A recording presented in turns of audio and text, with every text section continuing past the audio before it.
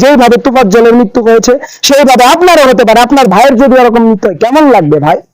সে বলতেছিল আমার বাবা নাই, আমার মা নাই, আমার ভাই নাই, কিন্তু আপনারা শুনেননি, আপনারা তাকে কি করেছে? মেরে ফেলেছেন। হাতের বিসমিল্লাহির রহমানির রহিম। আমরা যেই বাংলাদেশটা আশা করেছিলাম সেই বাংলাদেশটা হয়তো বা 5ই আগস্ট আমরা পেয়ে গিয়েছিলাম, কিন্তু এ যাবৎ কাল আজকে তারিখ হচ্ছে 20 তারিখ সেপ্টেম্বর মাসের। তো আজকে যেই প্রেক্ষাপট, যেই অবস্থা আমরা দেখতে পাচ্ছি, এরকম বাংলাদেশ হয়তোবা আমরা অনেকেই চাই না। কেননা একজন ব্যক্তি সে যতই অন্যায় করুক তার বেঁচে থাকার অধিকার রয়েছে। সে পৃথিবীতে বেঁচে থাকার অধিকার রাখে। আজকে সে হয়তোবা চুরি করেছে বা আপনার অন্যায় করেছে, বিশাল বড় পাপ করেছে। দেশের আইন রয়েছে, রাষ্ট্র ব্যবস্থা রয়েছে, শাসন ব্যবস্থা রয়েছে, সেই মাধ্যমে আপনারা ব্যবস্থা গ্রহণ করুন। কিন্তু তদুপরি আমরা কি করতেছি? তাকে পিটিয়ে নির্মমভাবে হত্যা করার ভিডিওগুলা সোশ্যাল নেটওয়ার্কের মাঝে আমরা নির্লজ্জের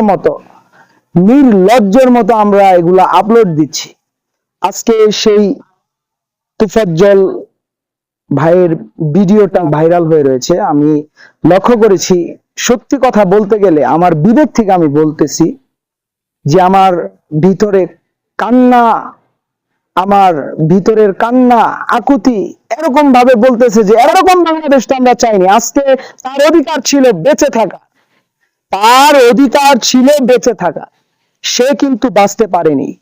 আজকে আমরা শিক্ষিত নামের অশিক্ষিত যুবকরা আমরা খেলা তামাশায় মেতে উঠতেছি। ফেসবুক, ইনস্টাগ্রাম, টুইটার এরকম সোশ্যাল প্ল্যাটফর্মের মাঝে ভাইরাল হওয়ার জন্য আমরা একজন ব্যক্তিকে খাওয়াচ্ছি, এরপর আবার মারতেছি, এরপর আবার ভিডিও করতেছি, খাওয়াচ্ছি, মারতেছি, শেষ পর্যন্ত তাকে মৃত্যুর কূলে পর্যন্ত ধীরে ধীরে আমরা দ্বিধাবোধ করতেছি। যেইভাবে তোফাজ্জলের মৃত্যু হয়েছে সেইভাবে আপনারও হতে পারে। আপনার ভাইয়ের যদি এরকম মৃত্যু হয় কেমন লাগবে ভাই? সে বলতেছিল আমার বাবা নাই, আমার মা নাই, আমার ভাই নাই, কিন্তু আপনারা শুনেননি, আপনারা তাকে কি করেছে?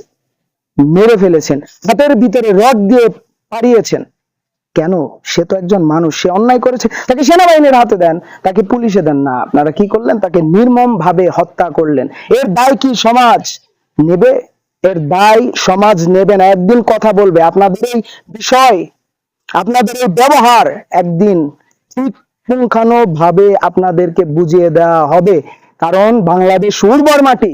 এই বাংলার জমিনে কোনো অন্যায় অবিচার এই জাতি সহ্য করেনি, করবে না। আজকে আপনি যা দিয়ে যাবেন পরিপ্রেক্ষিতে এর ফিডব্যাক অনুযায়ী আপনি সেটাই পাবেন। তো আমি ছোট মানুষ হিসেবে যতটুকু আমার বিবেকে ধরেছে আমি ততটুকুই বলতেছি। বিবেক চায় আর অনেক কিছু বলতে, এর মাঝেও কিছু কথা বলতে পারি না। আমি এই সমস্ত বাবা মাদেরকে হাত জোর করে বলবো যে আপনাদের সন্তানদেরকে একটু থামান। আমি আপনাদের পা ধরে কড়া জোরে মিনতি করতেছি, আপনাদের সন্তানদেরকে আপনারা একটু হলেও থামান, তাদের বুঝান। তারা যেই খেলায় মেতে উঠেছে, এটা খেলা না, এটা হচ্ছে এক ধরনের পৈশাচিক ব্যবহার, পৈশাচিক আচরণ তারা করতেছে।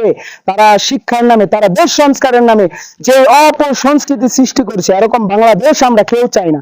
একজন শিক্ষিত হিসেবে যতটুকু কমন সেন্স আছে ততটুকু কমন সেন্স থেকে বলতেছি, আপনারা এখনো সময় আছে, থেমে যান। সময় আছে, থেমে যান, ভালো হয়ে যান। জাতির কাছে আপনাদের সম্মান, আপনাদের মতো যুবকদের তাজা রক্তের বিনিময়ে বাংলাদেশ আবার নতুন করে স্বাধীনতা পেয়েছে। শহীদ আবু সাইদের রক্তের বিনিময়ে, মুগ্ধ সহ আরো যত শহীদ ভাইদেরা রক্তের বিনিময়ে আমরা এই সুন্দর অবাধ সুষ্ঠু বাংলাদেশ আমরা ফিরে পেয়েছি। সেই বাংলাদেশের সম্মান বিশ্বমণ্ডলে অনুক্ষুণ্ণ রাখার জন্য ব্যবস্থা করে দিন। আপনি যুবক, আপনার সামনে অনেক সময় রয়েছে, আপনি ভালো কাজ করেন, দেশের মান সম্মান ইজ্জতকে বাড়িয়ে দেন। আপনি এমন কাজ করেন আপনার আরেকজন ভাইকে হত্যা করা লাগতেছে, হয়তোবা চুরি করছে, হয়তোবা ডাকাতি করছে, হয়তোবা যে যাই করুক, তার জন্য বিচার ব্যবস্থা রয়েছে। আমি সরকারের কাছে করা হাত জোর করে অনুরোধ করব এই সমস্ত বিষয়গুলোতে যেন খেয়াল রাখা হয় এবং এই সমস্ত কার্যকলাপগুলো যেন প্রশাসনিক দৃষ্টিকোণ থেকে একদম সঠিক সুতদন্ত করা হয় এবং তোফাজ্জলের এই মৃত্যুর জন্য যারা দায়ী যেন তাদের বিচারের আওতায় আনা হয়, তাদেরকে অবিলম্বে অবিলম্বে তাদেরকে গ্রেপ্তারের দাবি জানাচ্ছি এবং ভবিষ্যতে আর কোনো আমার এরকম ভাই, এরকম কোন এতিম যুবক, এতিম ভাই আমার যেন আর কোনো মৃত্যুর সাথে যেন ঢুলে না পড়ে।